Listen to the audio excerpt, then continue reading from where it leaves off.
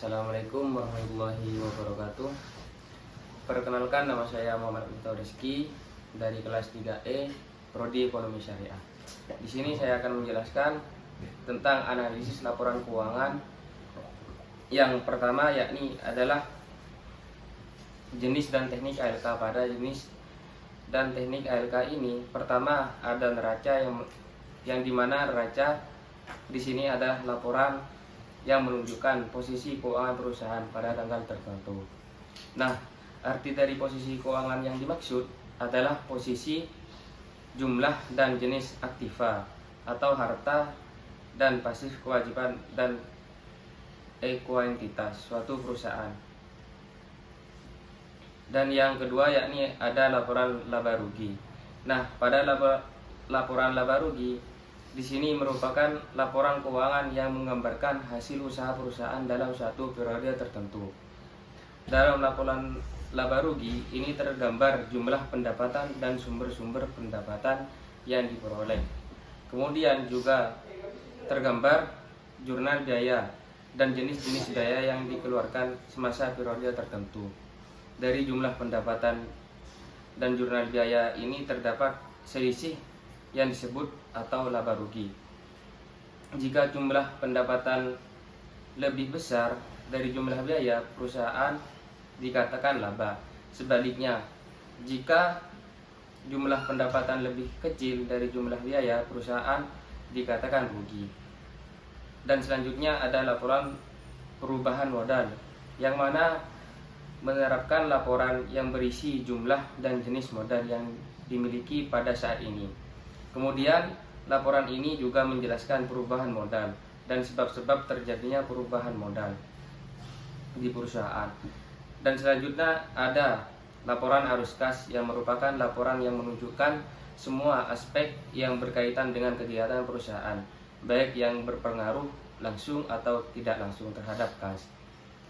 Dan yang terakhir, laporan catatan atau laporan keuangan.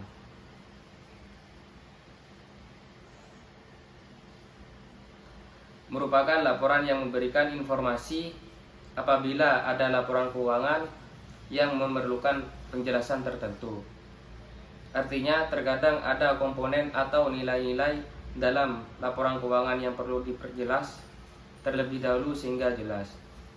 Hal ini dilakukan agar pihak-pihak yang berkepentingan tidak salah dalam menafsirkannya.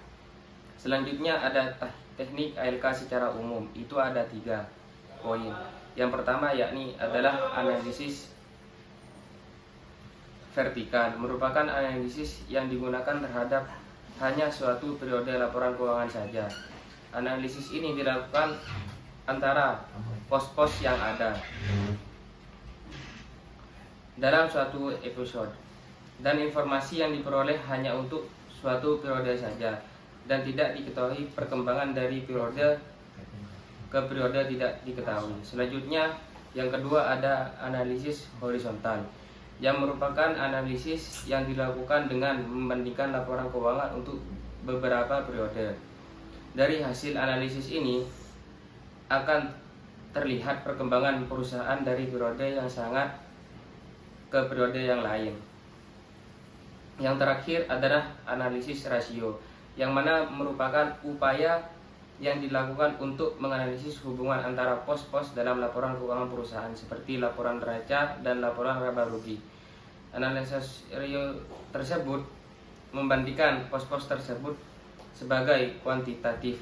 Yang selanjutnya yakni ada cabang likuiditas. Nah, cabang likuiditas ini menunjukkan bagaimana kemampuan perusahaan dalam membayar hutang jangka pendek. Nah, selanjutnya ada namanya cabang solvabilitas, di mana cabang solvabilitas ini mengukur kemampuan perusahaan dalam membayar hutang atau kewajiban jangka panjang.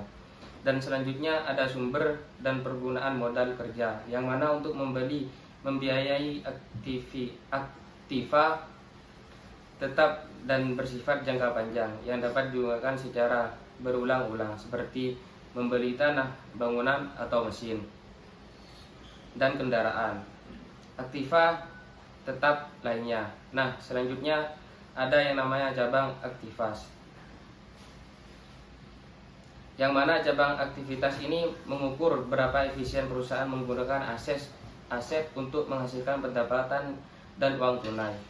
Dan di sini juga namanya ada yang namanya cabang profitabilitas, yakni untuk mengukur kemampuan perusahaan dalam menghasilkan keuntungan atau laba yang diperoleh.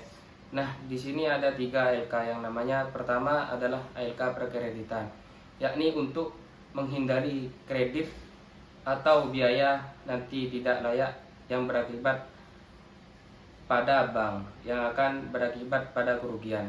Yang kedua ada ALK laba kotor, yakni untuk mengetahui penyebab penyimpanan laba kotor dan menghubungkan antara elemennya. Dan yang terakhir ada ALK break even point, yakni untuk mengetahui pada titik beberapa hasil penjualan sama dengan jumlah biaya atau perusahaan beroperasi dalam kondisi tidak laba atau tidak rugi atau laba sama dengan nol. Nah, pembahasan terakhir yakni ada rasio keuangan bank, yang mana rasio keuangan bank di sini memiliki 3 poin. Dan yang pertama itu adalah rasio likuiditas bank. Rasio likuiditas bank adalah rasio yang digunakan untuk mengukur kemampuan likuiditas jangka pendek perusahaan dengan melihat aktiva lancar perusahaan yang relatif terhadap hutang lancar atau kewajiban yang dimiliki oleh bank. Dan yang kedua adalah rasio solvabilitas bank, yang mana merupakan rasio yang digunakan untuk mengukur sejumlah aktiva perusahaan biaya menggunakan utang. Beberapa besar beban utang yang ditanggung perusahaan dibandingkan dengan aktivanya.